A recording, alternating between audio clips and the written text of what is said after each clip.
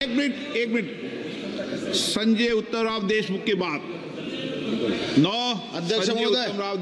अध्यक्ष महोदय, माझा मतदारसंघ यवतमाळ वाशिम जो महाराष्ट्राचा विदर्भ भागामध्ये आहे, या भागामध्ये कापूस आणि सोयाबीन उत्पादनासाठी ओळखला जातो।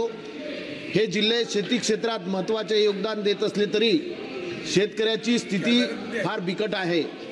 यवतमाळ जे आत्महत्याची राजधानी ठरली आहे असे सांगताना मन हेलावून जाते। 2001 पासून ते 2024 पर्यंत साधारणतः यवतमाळ जिल्ह्यामध्ये 6000 शेतकऱ्यांची आत्महत्या झाली। वाशिम जिल्ह्यामध्ये साधारणतः 2000च्या वर शेतकऱ्यांनी आत्महत्या केल्या आहेत।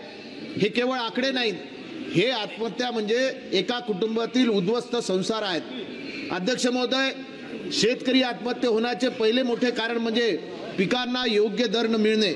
3 वर्षापूर्वी कापसाला 10,000 रुपये प्रति क्विंटल कापसाला भाव होता, सोयाबीनला 8,000 रुपये क्विंटल भाव होता, परंतु आज 7,000 रुपयांनी कापूस कोणी घ्यायला तयार नाही। सोयाबीनला सुद्धा 4,000 रुपयांनी कोणी घ्यायला तयार नाही।